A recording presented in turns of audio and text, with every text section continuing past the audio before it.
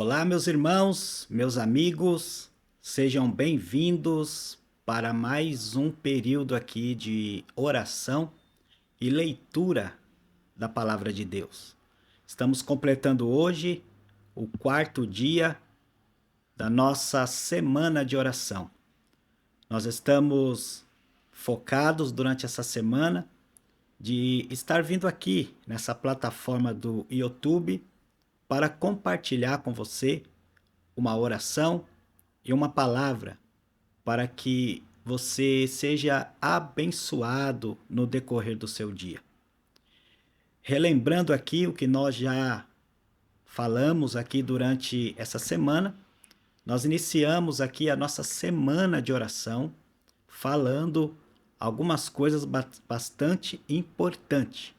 Se você fez a sua anotação, você vai se lembrar do que nós lemos. Nós iniciamos lendo Colossenses capítulo 3, verso 16 e o verso de número 17, enfatizando a importância da palavra de Deus. Na terça-feira, nós fizemos uma leitura lá no livro do Apocalipse, no capítulo 1 e o verso de número 3, enfatizando mais uma vez a importância da palavra de Deus. Ontem, quarta-feira, nós iniciamos a nossa oração, a nossa meditação, o nosso devocional, falando acerca da palavra de Deus no capítulo 4 do Evangelho de Mateus. E a gente aprendeu que Jesus, ele venceu as tentações pela palavra de Deus. E hoje eu quero ler um texto aqui para sua meditação e sua reflexão, que fala sobre esperança. Quantas das vezes nós perdemos a esperança? Passamos por momentos onde parece que a esperança ela se dissolve. A gente não consegue retê-la. Talvez porque a gente olha muito mais para a circunstância do que para exatamente aquilo que a palavra de Deus nos ensina. Talvez a gente coloque a nossa fé naquilo que a Bíblia não autoriza. E aí a gente tem dificuldade. E aí a gente vai vendo pessoas tendo dificuldades e não encontram mais esperança, não encontram mais ânimo, não encontram mais fé para poder caminhar, para poder seguir. Eu quero ler nesse nosso devocional Lamentações de Jeremias, no capítulo de número 3. Se você puder abrir a sua Bíblia junto comigo para fazer essa leitura aqui, eu penso que vai ser bastante importante, tá bom? Lamentações de Jeremias, capítulo 3, e o verso de número 21. Eu vou ler aqui na NVI, que diz exatamente assim, ó. Todavia, lembro-me também do que pode me dar esperança. Em outra tradução, está desta forma: quero trazer à memória o que me pode dar esperança. O cenário do livro de Lamentações não é nada favorável. Talvez o título do livro já aponte para isso. A destruição e ruína de Jerusalém, por volta do ano 587 a.C., ocorreram devido à sua infidelidade à aliança, conforme Deuteronômio, capítulo 27 e 28, onde Deus estabelece ali parâmetros, mas o povo não obedeceu. E por decorrência disso foi descrita como a mais dolorosa memória de Israel. Mas afinal de contas, o que poderia dá-los esperança? Não seria um pensamento positivo de que um dia as coisas iriam melhorar. Conforme muitos interpretam esse versículo, a esperança do povo de Israel repousava sobre o caráter de Deus. Conforme o versículo seguinte nos aponta: Abra sua Bíblia aí e leia junto com a gente, leia junto comigo, tá bom? Verso 22 e 23, que diz assim: As misericórdias do Senhor são a causa de não sermos consumidos, porque as suas misericórdias ou compaixões não têm fim, renovam-se cada manhã. Como é bom saber que as misericórdias do Senhor se renovam a cada manhã. A esperança repousava no caráter misericordioso de Deus. Como Deus demonstrou a sua misericórdia ao povo, observo aqui 5 maneiras para a gente poder pensar, refletir juntos acerca dessa tão grande misericórdia, acerca de tudo isso que pode trazer esperança para a minha vida e para a sua vida, assim como o povo de Israel foi desafiado a trazer à memória aquilo que dá esperança. Primeira coisa, compaixão. Compaixão. Se você está aí com o seu caderno, você pode anotar, tá bom? Capítulo 3 e o verso 32 diz assim: Pois ainda que entristeça a alguém, usará de compaixão, segundo a grandeza das suas misericórdias. A palavra que descreve compaixão neste versículo é a mesma usada para descrever a compaixão de um pai para com o seu filho, conforme Salmo 103 e verso 13. Se você puder abrir aí a sua Bíblia, lá no livro dos Salmos, capítulo de número 103, é um dos meus salmos favoritos, que diz assim, ó, 103 e o verso de número 13. Olha só o que diz: Como um pai tem compaixão de seus filhos, assim o Senhor tem compaixão dos que o temem. Como é bom saber que em meio ao caos, em meio à desesperança, em meio ao sofrimento, em meio às angústias da vida, é maravilhoso saber que nós temos um Deus que derrama sobre aqueles que o temem graça, misericórdia e compaixão. Nós servimos a um Deus compassivo. Isso faz parte do seu ser. Isso faz parte daquilo que nós chamamos o ser de Deus. Está fazendo parte do seu caráter. Por isso, nós não devemos colocar a nossa esperança, colocar a nossa força, colocar as nossas expectativas em nada e em ninguém. Porque a nossa esperança, ela vem do Senhor. Ele é aquele que renova a nossa esperança. Então, talvez eu esteja aqui falando para você que está sem esperança. Já tentou de tudo, já fez de tudo, e você só está encontrando vazio no coração, vazio na alma. Mas eu tenho uma boa notícia aqui nessa manhã para você. O Deus de toda a esperança é um Deus pronto para abençoar. O que você precisa fazer? Eu diria que você precisa simplesmente crer e temer, ter temor no seu coração para com relação a esse Deus que está disposto a andar com você, te abençoar, te guardar e te proteger. Segundo aspecto importante aqui, o primeiro é compaixão, o segundo é relacionamento. Nós temos servido, entendido, compreendido acerca desse Deus, que ele é um Deus relacional. Ele tem prazer em se relacionar com os seus filhos. Capítulo de número 13, verso 57, diz assim: De mim te aproximaste no dia em que te invoquei. Disseste, não temas. Olha que maravilha. Olha que maravilha. Por meio da oração, por meio da comunhão, nós podemos sim nos relacionar com Deus, porque Deus é um Deus relacional. A aproximação de Deus revela que ele está disposto a se relacionar e ter intimidade com aqueles que o invocam. Se você está invocando ao Senhor, se você está clamando ao Senhor, tenha convicção de que esse Deus relacional, ele quer se aproximar, ele quer te abençoar. Então não deixe de clamar, não deixe de orar, não deixe de buscar. Terceiro aspecto aqui importante, primeiro a gente falou sobre, vamos ver se vocês estão atentos aí, compaixão. Segundo, relacionamento. Terceiro, restauração.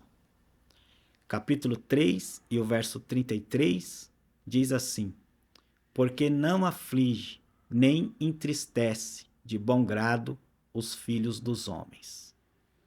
O mesmo Deus que permite situações na nossa vida que pode nos causar tristezas, pode nos causar certas aflições, porque nós somos frágeis, nós temos dificuldade de lidar com essa vontade de Deus, com essa direção de Deus para a nossa vida.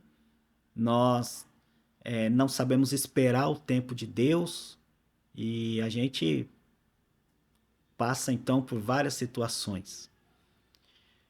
Mas esse mesmo Deus, ele vem nos restaurando, ele vem nos curando, ele vem nos fortalecendo, ele vem nos capacitando para cumprirmos um propósito. Por quê?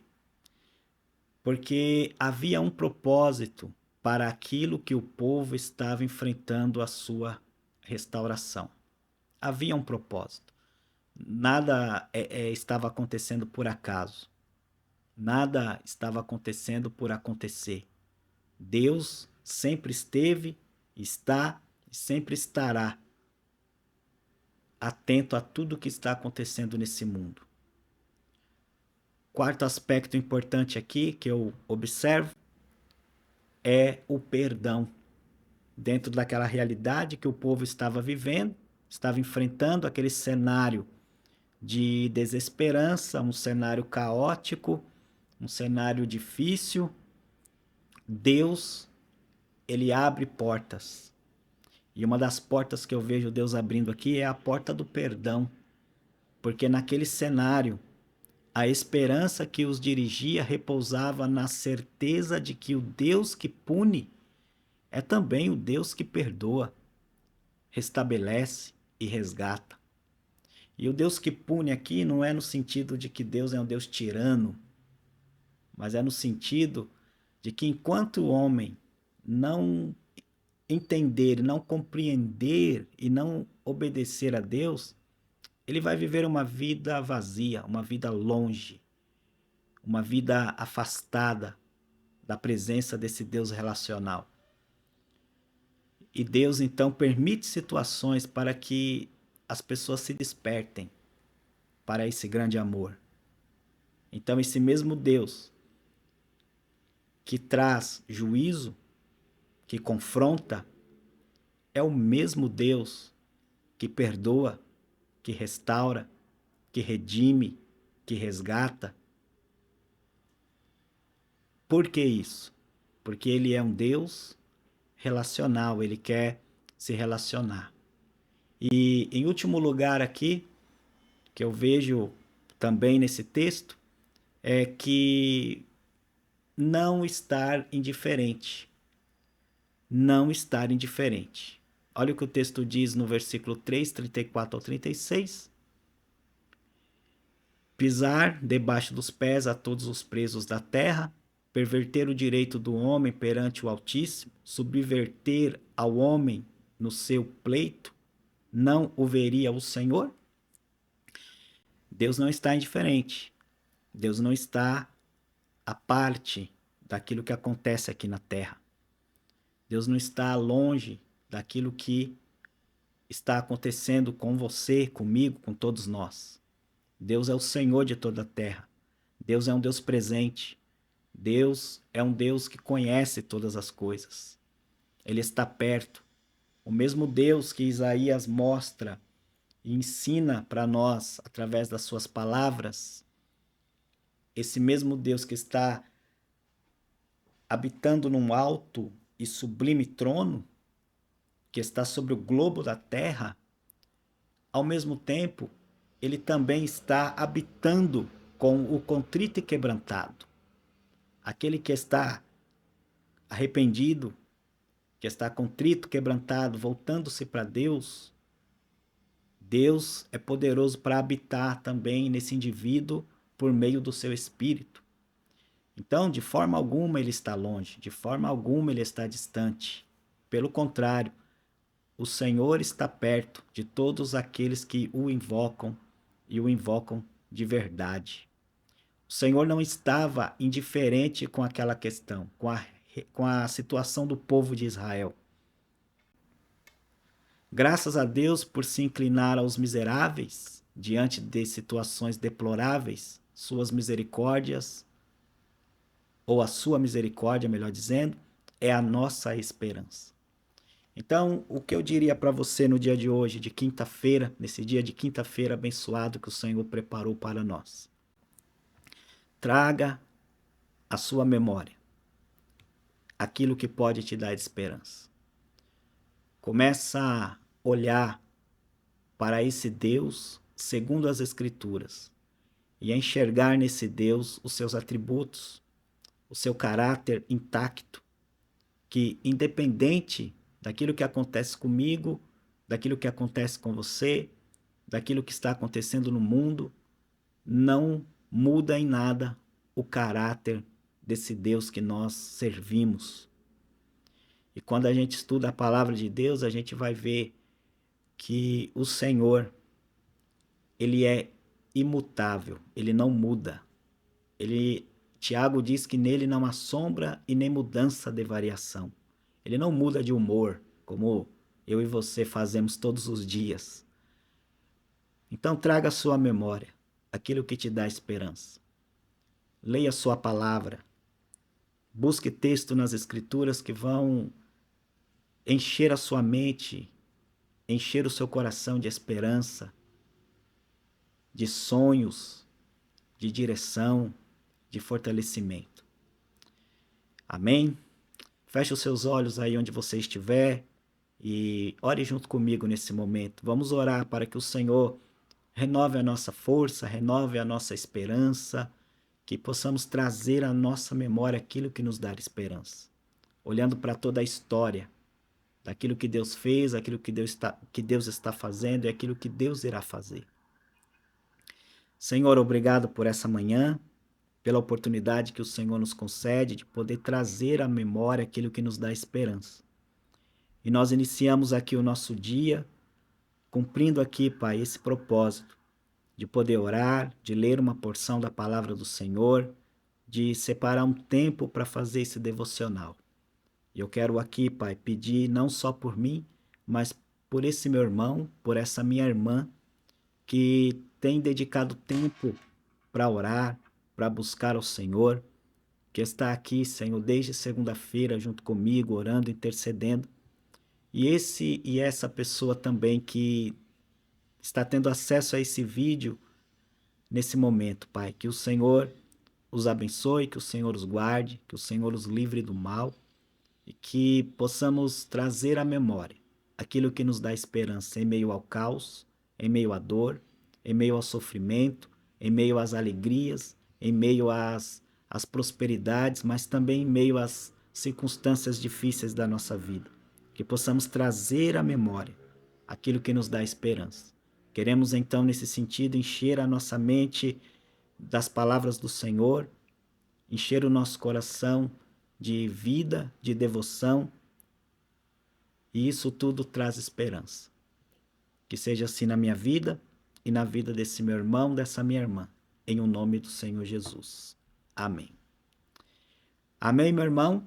Amém, minha irmã. Que Deus te abençoe. Tenha uma ótima quinta-feira na presença desse Deus relacional que está perto e que a bênção do Senhor esteja sobre a sua vida, sobre a sua casa, sobre a sua família. Até amanhã, se assim o Senhor permitir. Tchau, tchau.